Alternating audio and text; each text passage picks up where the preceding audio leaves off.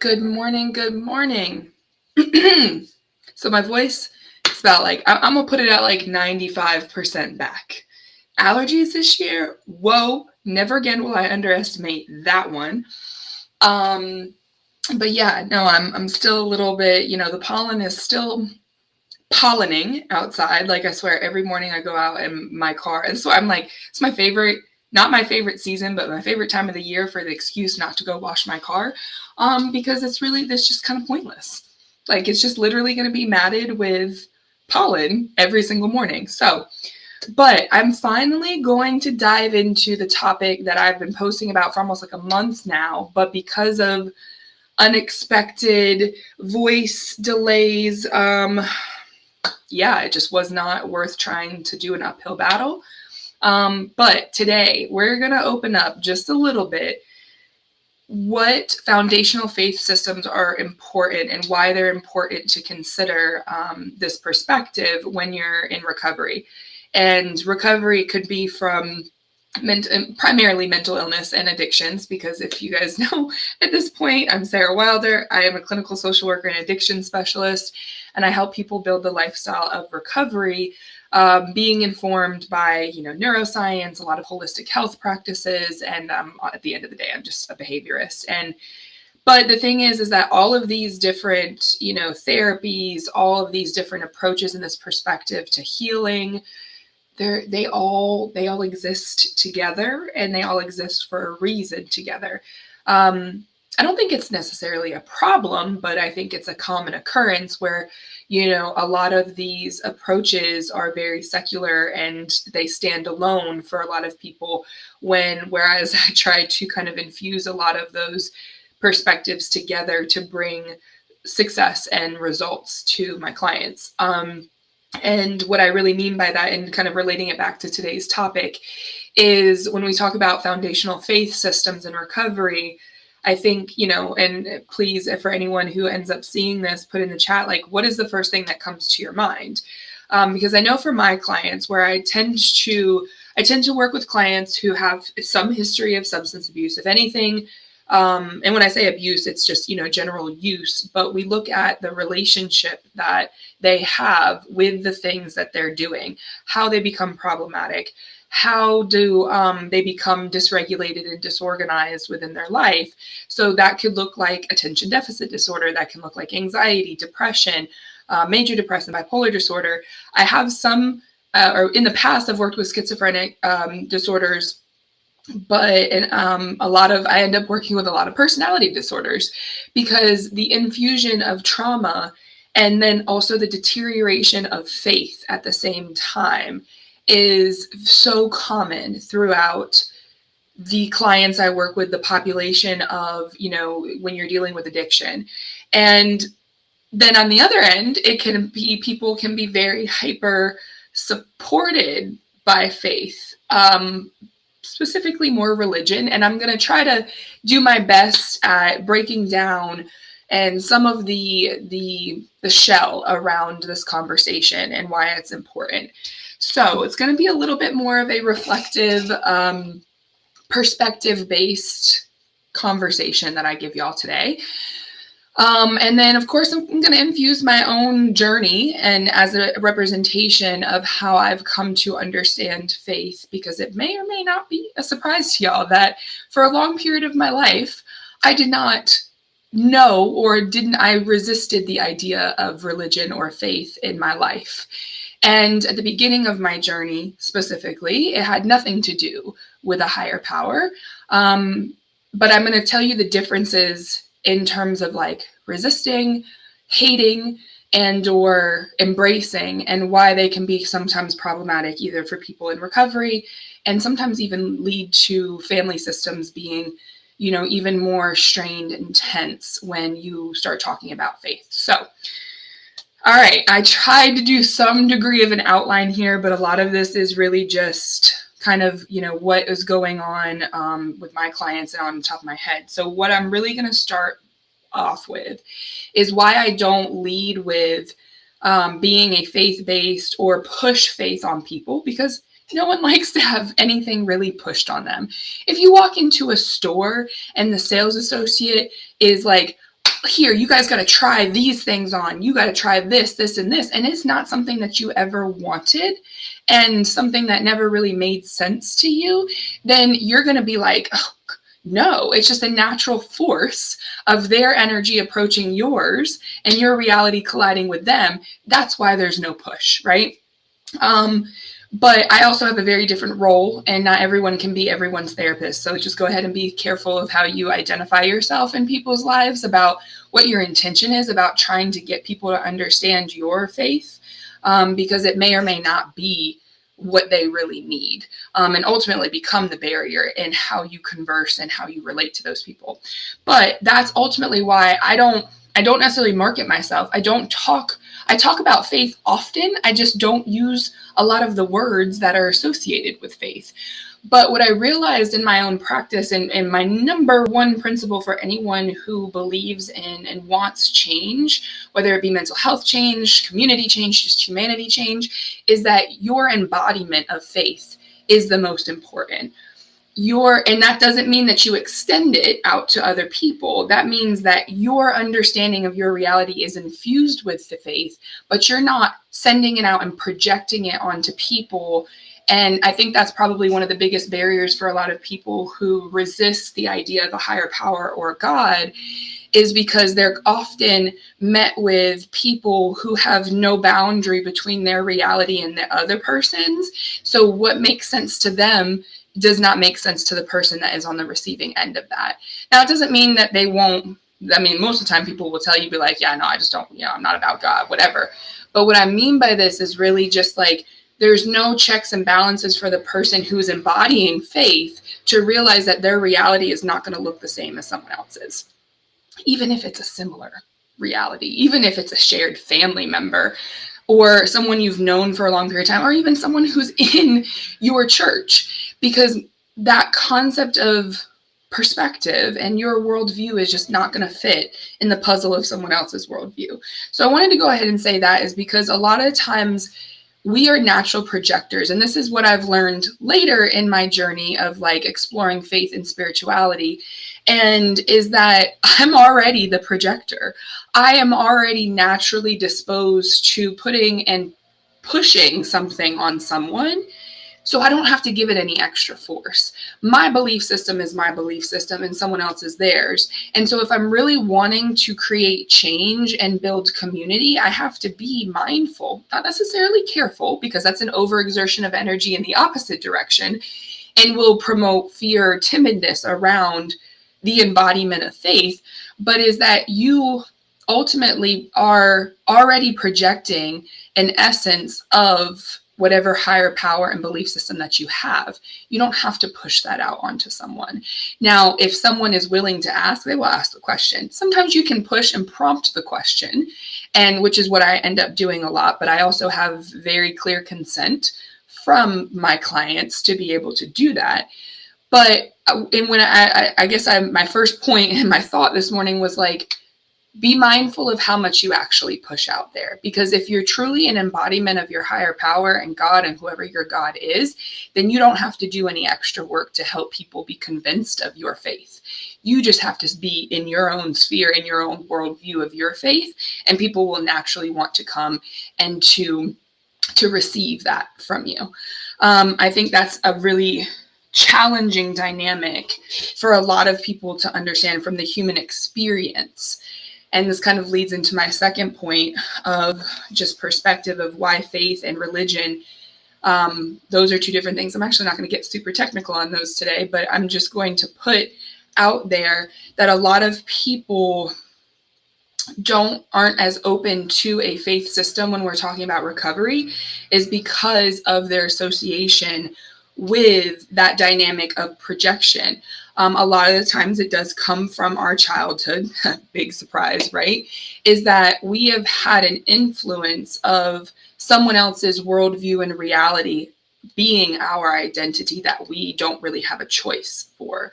So people, and this is not to say that parents, y'all are messing up by doing this, but could you improve by being more mindful that your children or your nieces, nephews, families, kin, whatever, may not be as open to the higher power the same way that you would? Yeah, I think that that could be a safe thing to say, is that it may not look the same. And that's not because you did anything wrong. That's just because they are a different being. They may share 50% of your DNA because you produce them in this world, but that does not necessarily mean that they are going to take to the world the same way you are. And so a lot of the clients I end up working with, especially when, I deal with like severe substance use disorders or depressive disorders, there is no coincidence that a lot of people come from a background where they have been involved with a very rigid religious system. Religion tends to be more rigid. Spirituality is what I encourage in recovery, but in order to get there, we have to break down the system of rigidity in these people's mindsets and my clients' mindsets to be able to even be accommodating for a new perspective of what God or a higher power is. So for a lot of times, I end up working with people who God, just the word God, is a trigger for a lot of people. Now, if you've watched my videos for a while, you know that triggers are it's like your crown jewel here. This is what you have to pay attention to. The problem is that most people don't realize that triggers are what you're actually supposed to be paying attention to, because they overwhelm us because we don't have the foundation of that emotional regulation, central nervous system understanding, and like how systems work within the mind and in the body and how that interconnectedness happens, so that when a trigger happens, that it floods and saturates a person's brain to the point where they can't necessarily receive the lesson from the trigger, right? So I end up working with people on that. So that can be from, like when I explain to my clients, like, what do I do? A lot of people come to me with questions about diagnostics in regards to autism, ADHD. Right now, I think we're going to be in an era of people paying attention to mental health now. And I'll just remind you that diagnostics is very early on in the treatment process. It is a starting point. I sit in this world of therapeutic like interventions and what I call recovery, because I work on the things that are either lacking or missing from the mental fortitude that in your brain, and understanding the things that maybe you didn't get from a parent. Maybe they didn't get it from their parent, so therefore they can't give it to you because they didn't have it. An umbrella term would be like, I teach people a lot of emotional intelligence, social intelligence, and all the different types of intelligence skills through the forms of conversation and building trust and rapport within the therapeutic relationship. That doesn't have anything to do with God. And so when I talk with my clients, I have heard numerous accounts where, it was every time that they had a moment or a feeling, that by all means, having a higher power can help you through those moments of intensity, but that is your world. That is not necessarily the world of your child or a friend, where their concept of God is multi-systemically complicated compared to your worldview and your perspective of God.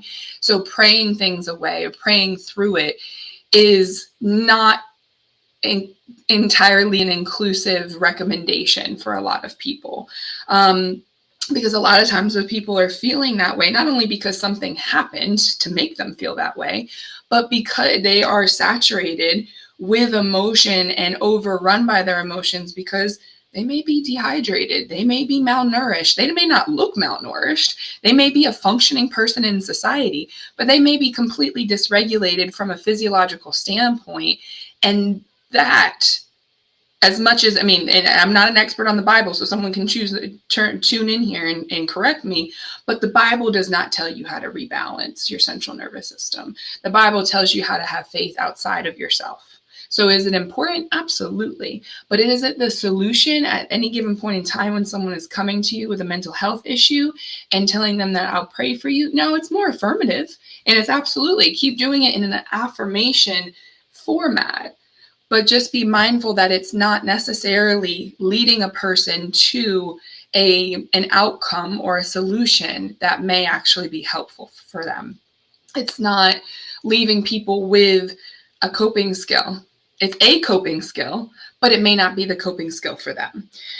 And so mental health, when we start talking about this in the intersection between, faith systems and religion, A lot of people have come from that rigid background. It's created rigid thinking, which creates rigid and controlled and probably intense and sometimes just turned out to be dysregulated behaviors. And ultimately, it can snowball very quickly because of a very small space in someone's mind to leave room for there to be some other way to deal with how it is that they're feeling and what it is that they're going through. So we talk about why faith, it's important, but it's also can be pretty catastrophic for some people if you're not mindful that people's background with religion, it's not necessarily faith, but religion may be the culprit of the conflict that you're ultimately about to experience. And so that's where, encouraging something outside. And if you're a person who does not consider mental health, if you happen to be seeing this, which maybe one day someone will watch this, and it's like, yeah, no, I believe that God, whatever God it is, in whatever denomination, God is the answer to heal mental health. You're not entirely wrong, but you also may have to consider that your truth is not the truth of other people. And that intersection is going to be combustible. And it can, if you don't address that conflict, which most people with a rigid belief system are not going to have the degree of conflict resolution and communication skills as someone who considers more of a faith outside of themselves or a spiritual approach, then it can be doing more harm than good. Hopefully I said that appropriately.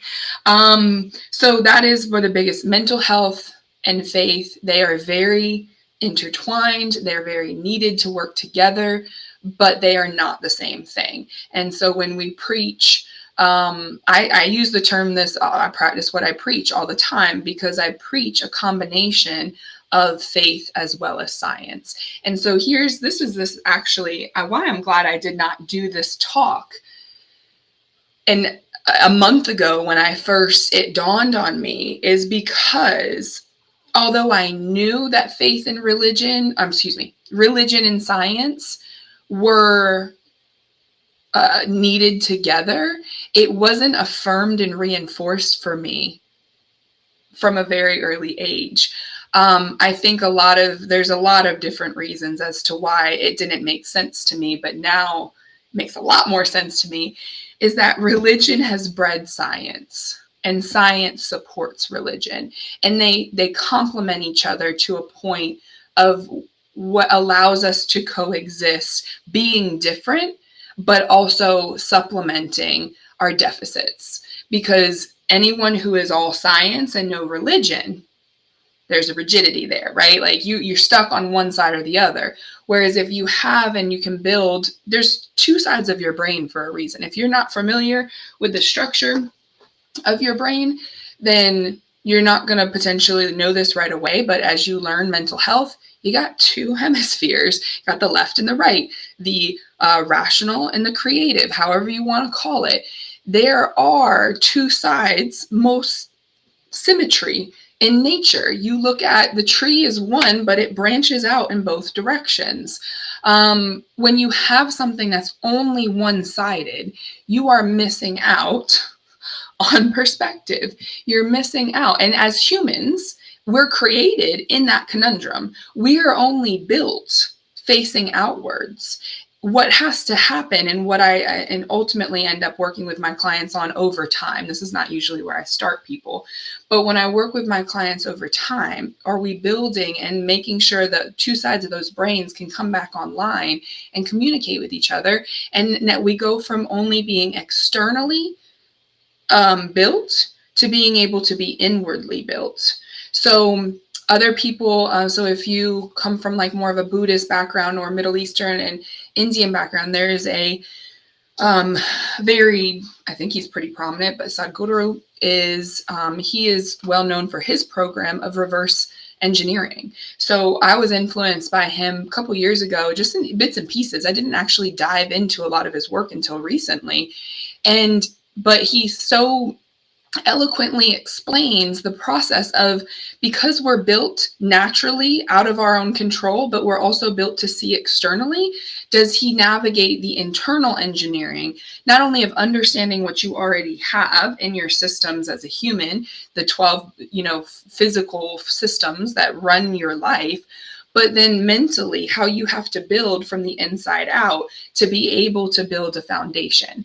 And so when we are one-sided with that, when we're completely on like, no, God has made us perfectly, we have no degree of needing to change, this is where I think a lot of health issues come from, is because we're completely caught off guard because our worldview is now completely rigid in just this, nothing outside of this realm.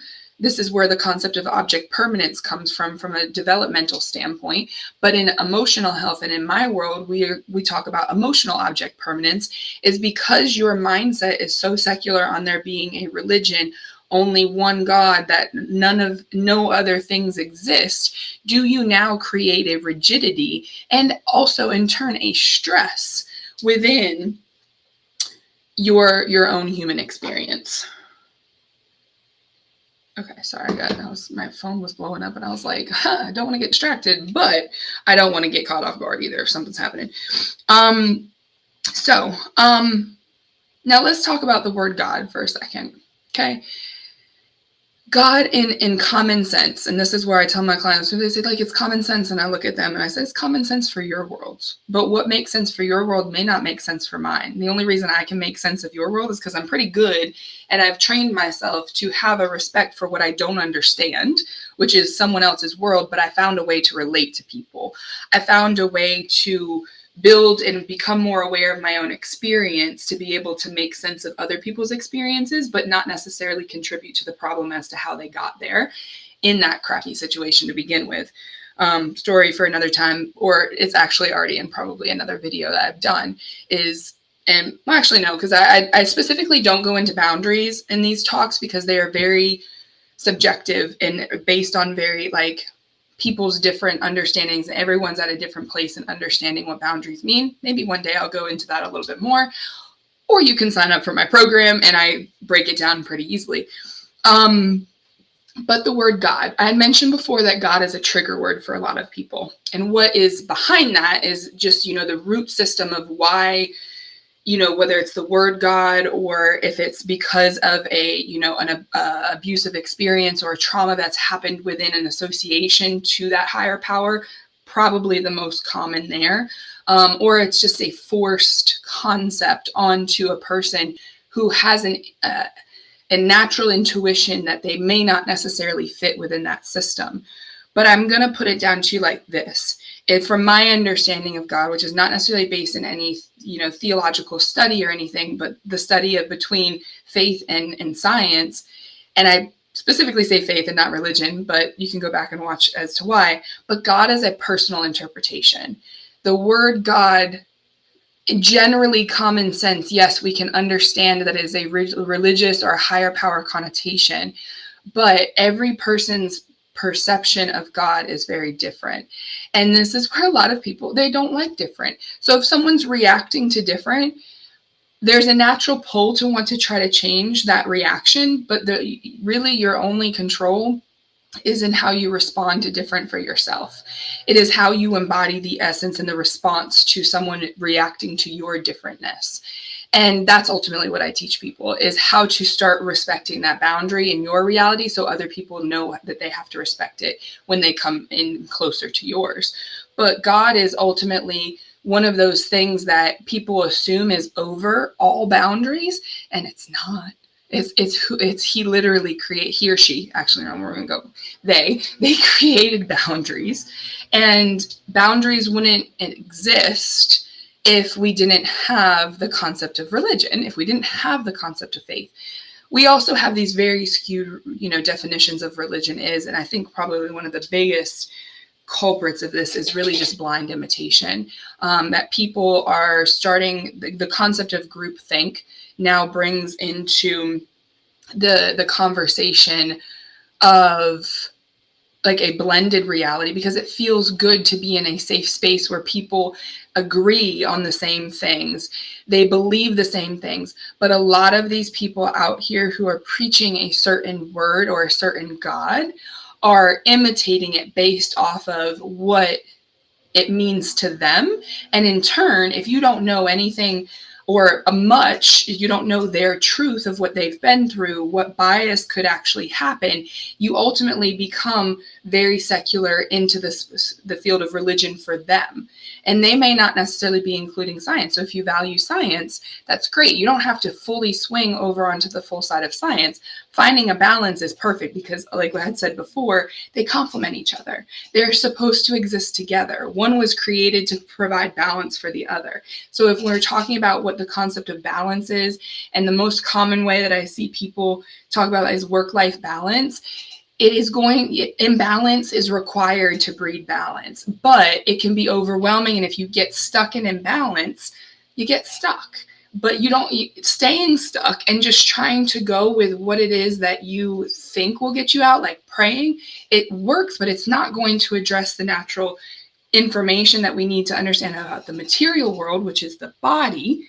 The body is here in a material world. The spirit is what's invisible, is that we have to build that out. You have to create an understanding of all the systems at play. So I think I've beat that horse, for lack of a better term, to a point where it's like, yeah, you're doing a disservice to your own mental health if you really just believe religion is the only coping skill.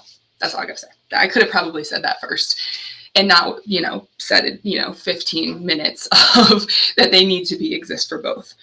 Now, I think another important point here is,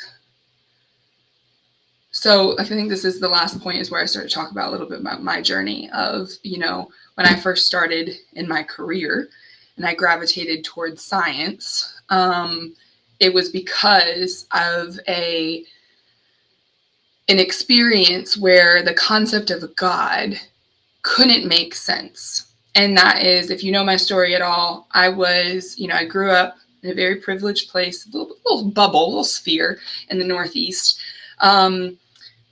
Not as much diversity, but my mom, she did a good job with, I think, giving me that freedom. And this is more learned in my adulthood, and giving her credit, is that she gave me freedom to choose. Have faith around. She's a believer in Jesus Christ. I think she wears a cross. I'm pretty sure we had that conversation.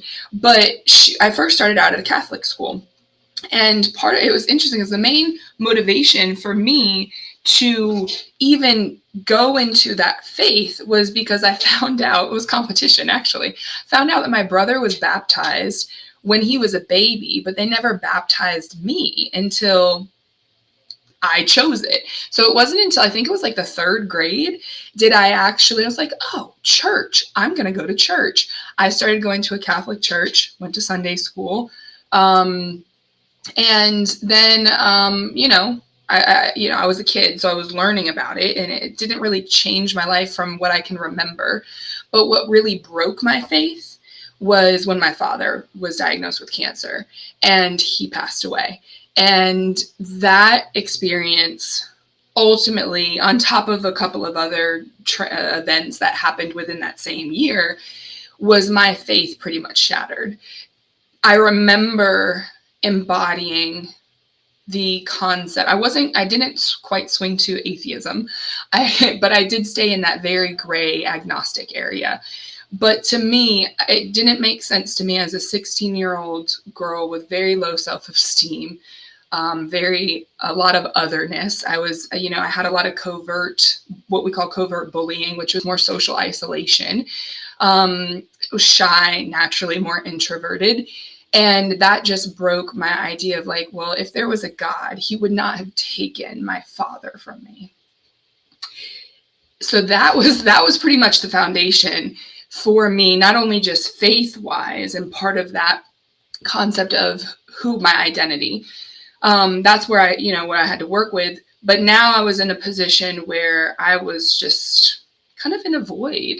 I don't really remember a whole lot of particular experiences that time, I remember quite a bit, but it allowed me to, I think, actually pretty much be as a part of my purpose today. But it wasn't until recently, actually, in the last less than 3 years, did I ever reconnect with a faith system. But it allowed me to explore a different perspective. So in a way, I kind of have to be grateful for the fact that I'm not grateful for my father dying, but it is what allowed me to be living in my purpose today, being able to teach people how to heal and to recover and to be successful within their own lives, because I would never have grown to appreciate the need that I had for a higher power unless I built a foundation that had nothing to do with God.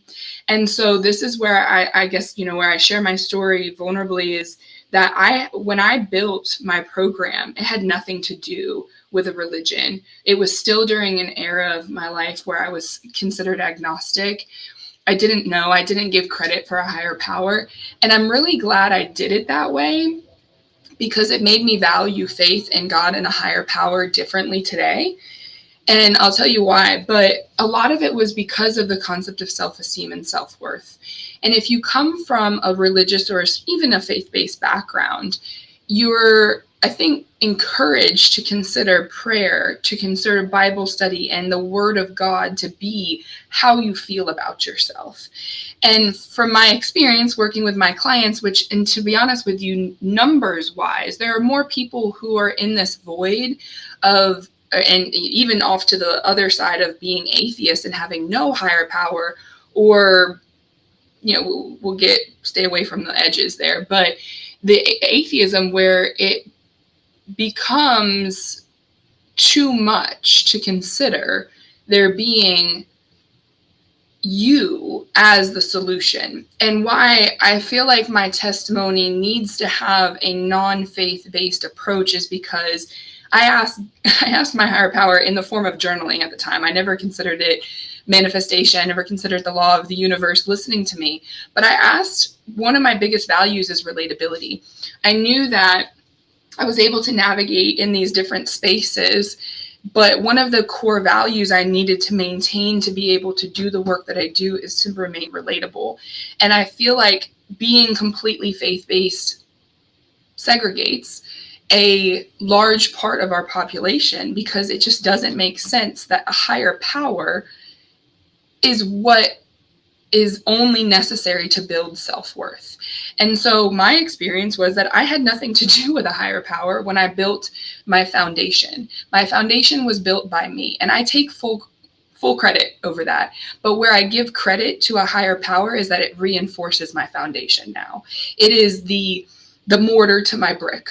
And why I feel like that's necessary is because I've not really met a client, and it could be just because I'm the bias of this way, but I've not met someone who is like all in on their faith, but when they hit a depressive episode, do they understand the importance of biochemistry? And there are some people out there, I've just not met them, but in my sphere of the world, faith typically restricts understanding the natural human balance and the chemistry of what your body needs to actually function the way that it needs for you to not be depressed. This is where a lot of people do turn to substances to try to cope and ultimately influence their biochemistry in the opposite direction, as well as compromise their faith, because if they're using substances or they fall into an addictive pattern, which is a complete behavior and chemistry dynamic, not a moral insufficiency or character deficit. It is a chemistry reaction in your body that is more based in the material world than the spiritual world. And so that is why I am extremely glad I had no connection to God when I was doing this foundational work, because it is what secured my belief in myself, for me to be led to a belief of something outside of myself that reinforces and secures that essence of faith in my life today, which is why I think I have a better opportunity with talking with people. And it takes time, but I have a better opportunity talking with people about how to detach themselves in a healthy way, not compartmentalize and try not to think about things, but actually process the emotion, the energy that our body produces to be able to distance themselves and get perspective from the identity that they had that's intertwined with the identity that they struggle and suffer by and suffer from, and in turn be able to have the pendulum swing the other way and find balance between the identity that they get to choose. And so that is why I feel like, because now how I was led to that, and if you know, previous discussions, I think I did a video on the importance of intention, and this kind of speaks to that, is that with no connection to a higher power, I was still introduced to something that led and aligned me to that. And so could it be, when I asked my higher power for, like, give me the guidance to be able to efficiently help people heal, he handed me my faith system. And what that is identified as the Baha'i spiritual community. So shout out to the Cary, North Carolina Baha'i community if you guys ever see this, because I recently, actually, I had said a month ago when I first wanted to talk about this topic that I actually had not committed to my faith yet. I wanted to talk about it with what I knew. And it was funny because that weekend I went to my spiritual study group to learn a lot more of the principles of the Baha'i faith that I was ultimately, like, dating the Baha'i faith. And for some reason, it was just so clear. It was so clearly deposited into my brain that I was like, why aren't you committing to this? You want a commitment from someone else to you, but you haven't fully committed to a faith system that reinforces not only just your intellectual knowledge, but your emotional intelligence. And why aren't you committing to this? Why aren't you committing to the faith of a higher power, the thing that keeps you grounded? You know it, you consult with it, you're present with it, but you're not committing to it. And so I committed. So it was, because when I first posted, it was about a month ago, and it was, like I said, it was literally that weekend where I was like, yeah, sign me up. What do I got to do? Do I got to, like, get baptized? There's nothing. That's why I like the Baha'i faith. Baha'i faith include all religions because all gods are one, and they align with my values, because I had to do that work on myself before I had any dependency on a higher power or codependency. This is where codependency is not bad. But if you do not intentionally go through the boxes of your life and your experiences in terms of what you can remember and the things that have happened to you, you're not necessarily going to be able to value a higher power to the point where it won't leave you. I have walked away from unhealthy friendships, unhealthy relationships, struggled with the worst loss and grieved as to the best of my ability as the timeline allows in my life. But I finally committed fully to myself after like 6 years of doing this work, that it doesn't matter whatever happens to me, I know that I will always be able to find my way back to my true identity, because I did that work without a higher power first, and then I had my higher power to instill it. So if you're at all curious about the Baha'i faith, I feel like it is such a one of the reasons I like it, because it aligns with my values of community, of peace, of love, of unity, the things that I outlined for myself during a time where I wasn't grounded in a faith system. And it secured me so much. And I feel like I was like, oh, is that what they talk about when you're trying to heal insecure attachments? Because that's ultimately what I've been doing as well, is working on, my fears of abandonment, because my father passed, unexpectedly at an age where I had no understanding of the world. It affects your relationships. It affects how you build community within not only your own micro level life, your relationships, your family, but ultimately with yourself. You're not going to feel secure with yourself if you don't consider the science of your central nervous system needs to be regulated, and understanding what trauma and the impact and what it looks like in your life and how it manifests, as well as the ability to attach to something that's going to secure you in the work that you do on yourself, to be able to respect those boundaries for other people, not project excessively, because you're a natural projector, and it will keep you within the realm of making the most impact, as well as respecting the intention of doing good. I think that's all I got for y'all. It's a very complicated dynamic, and this is where, like, this is not just one conversation I have with someone and it's like people are fixed. This is something that you have to take some time to marinate in. You have to, before you can even, if you're on the side of that not having a higher power and God is an ick word for you, I get it. Don't use the word right now. But I will say there's a reason that you're suffering right now. And a lot of it has to do with gravity on this little sphere of a ball that's floating in the middle of our universe. And something's keeping your feet on the ground, whether you actually have them in the grass or not. So something outside of yourself is keeping you on this earth and you don't float away. So if you have to start there and explore, well, why would that be? Just to be able to have a respect that you're not the only thing in this world, because then you'll be able to understand that your emotions don't rule that perspective. And I think that's probably one of the hardest things for my clients, is because there's a lot that goes into emotional regulation. Is before you can even regulate, you also have to understand that your emotions aren't the full truth of your reality. So then you can form that different perspective of like, oh, I can feel angry, but I can also feel grateful. I can feel upset, but I can also feel hopeful for someone's healing. As an example, there are a lot of different ways, and this is why I speak to the masses. I speak to the people who want to do that work and who need that guidance here and there, that clinical inner observation to know, like, okay, yes, you're in a depressive episode right now. This is what that means. And this is also necessary, because if you didn't become depressed, then you would be entirely, you know what? Here's a metaphor for you. I thought about this the other day and it just came back to me. Mario Kart. Y'all know what happens when you are like driving in Mario Kart and you skirt that edge a little bit too much, you fall right into the lava. Okay?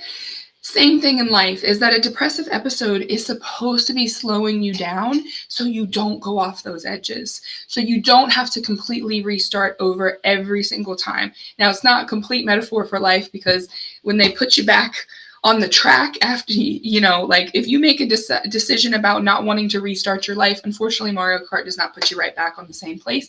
But I don't know, maybe it could. There's a whole discussion about purgatory right there. But right now, I'm just going to keep it in the bounds of like, when you go fast, things come at you fast, and they're already moving fast enough. So pushing, hustling. This is where I got to be careful in my entrepreneurship culture, is that when I build, there's a part of me that still is like, oh, we got to go faster. This meeting's got to happen. My expectations get away from me. And I cause my own issue in the moment of being anxious and overwhelmed by all the things I do, and I'm not effective with actually getting them done. So the more that I move towards more, the more that I disorganize my own life. And so hopefully I'm still within this realm of making sense of like this higher power and the foundational faith systems. You have to separate mental health and religion. You have to separate mental health and your faith system and look at them individually to understand how to address your health issues, how to address your mental health. But mental health is also intersectional within spiritual health. However, it requires time and it requires intention to build and to build that discipline, to build that resilience. And sometimes people can do it on their own and sometimes people can't. So I'm going to leave that there, because I could easily overtalk and what's the word? I can't remember this word right now. Why am I not remembering this word? When you mix something together and it gets like muddied. Convolute, that's what it is. I could easily convolute my own message if I keep talking. So I'm going to drop it there, and mental goal was to keep it under an hour. I'm going to hit that goal because, the attention spans are short these days.